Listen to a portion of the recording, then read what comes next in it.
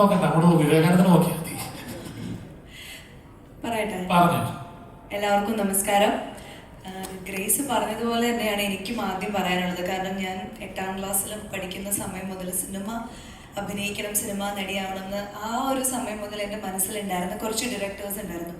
അതിലൊരു ഡയറക്ടറാണ് കമൽ സർ.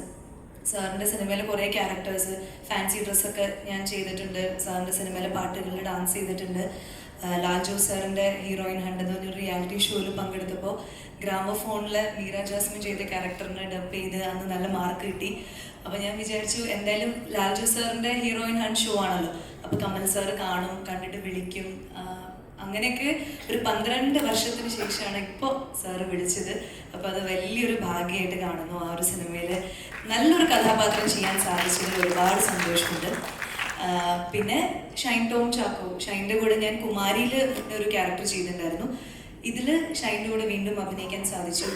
അങ്ങനെ ഒരുപാട് നല്ല നല്ല മുഹൂർത്തങ്ങൾ. ഗ്രേസ്, മറീന, സ്മിനു ചേച്ചി, നല്ല ജോണി ചേട്ടൻ, നമ്മൾ ആഗ്രഹിക്കുന്ന ഇഷ്ടപ്പെടുന്ന എല്ലാ ആർട്ടിസ്റ്റുകളുടെ കൂടെ വർക്ക് ചെയ്യാൻ സാധിച്ചതിൽ ഒരുപാട് സന്തോഷം.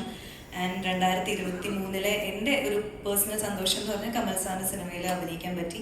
2024 ആ സിനിമ ഹിറ്റായിട്ട് ആ സന്തോഷവും അനുഭവിക്കാൻ ഭാഗ്യമുണ്ടാക്കും ഈശ്വരൻ വിശ്വസിക്കുന്നു. So thank you so much Chackochan, Soubin, എല്ലാവർക്കും ഇവിടെ വന്നതിൽ എൻ്റെ പേരിലും ഒരു നന്ദി അറിയിക്കുകയാണ്. Ashiq sir, Listin sir, Swami sir, അത്രയൊക്കെ ഉള്ളൂ. എന്തായാലും ഇവിടെ ഇപ്പോൾ സ്വാസിക്ക് മറ്റൊരു ഭാഗ്യം കൂടി കിട്ടാൻ പോവാണ്. കാരണം അന്ന് മനസ്സിൽ കണ്ട ഗുരുവും ശിഷ്യനും ഒരേ സമയത്ത് ഒരേ വേദിയിൽ അടുത്തടുത്തിരിക്കുന്നുണ്ട്. ആ ഗ്രാമഫോണിലെ ഡയലോഗ് ഞങ്ങൾക്ക് കൂടെ കേൾക്കാനെന്ന് പറഞ്ഞാൽ വലിയ സന്തോഷമായിരിക്കും. കേൾക്കണം?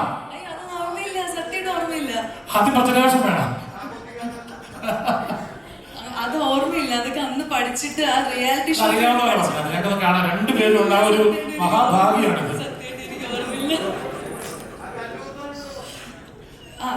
അത് പറഞ്ഞിരുന്നു. അതിങ്ങനെ മറ്റേ മുറുക്കാനൊക്കെ ചോദിച്ചിട്ടായിരുന്നു. കല്ല് കൊത്താനുണ്ടോ, കല്ല് കല്ല് കൊത്താനുണ്ടോ, കാല കൊത്താനുണ്ടോ, കാല്, അങ്ങനെയൊക്കെ പറഞ്ഞ് ഞാൻ ഇങ്ങനെ രക്ഷപ്പെട്ടു. ഓക്കെ, എന്തായാലും രണ്ടുപേരുടെ മുമ്പിൽ ചെയ്യാനുണ്ടായ ഭാഗ്യം. ഓക്കെ, നല്ല കേട്ടോ. Thank you. Thank you.